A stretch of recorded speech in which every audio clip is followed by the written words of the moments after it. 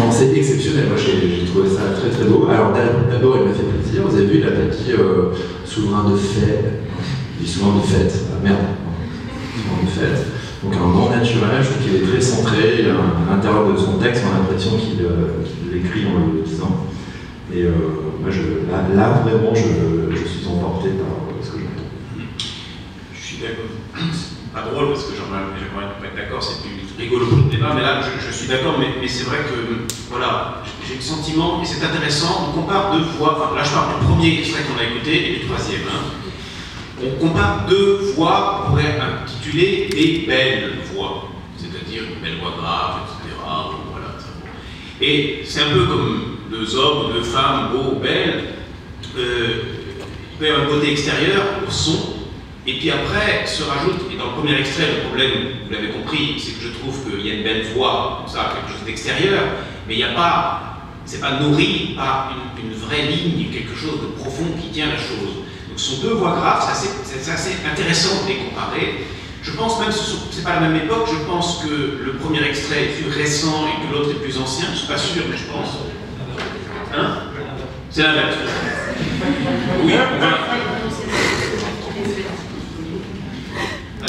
de combien d'écart là, le temps? Moi, je dis 30 ans d'écart.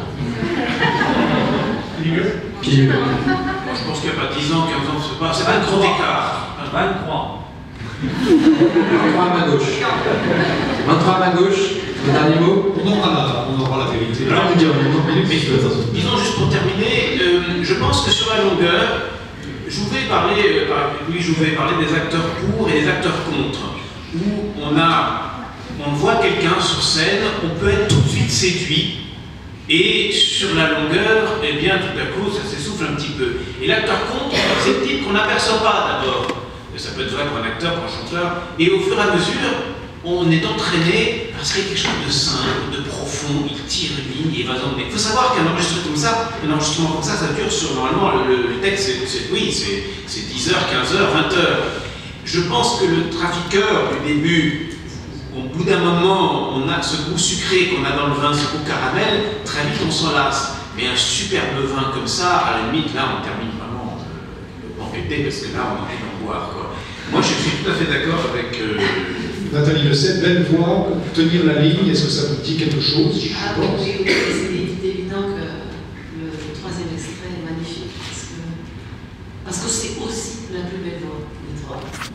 Mais pas seulement, c'est évidemment un timbre, mais c'est effectivement une simplicité tout en...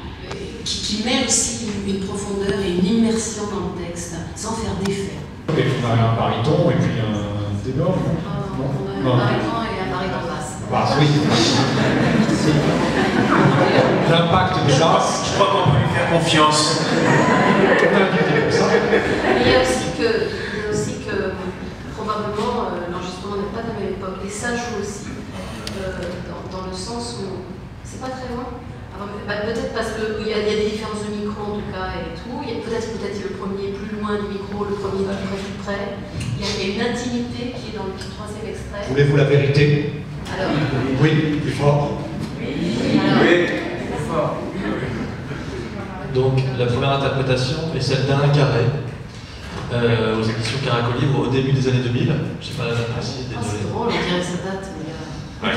Non, c'est pas si vieux, mais par contre, je pense que Il avait quel âge? les conditions de production sont moins professionnelles que celui du troisième.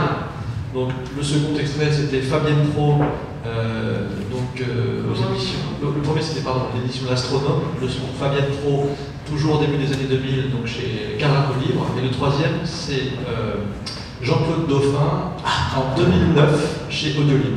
Oui, la différence par 9 ans quand même, donc c'est pas 50 ans de différence. Non, mais l'éducation du lecteur, elle a une grande différence. Parce qu'il y en a un qui parle comme dans les années 50.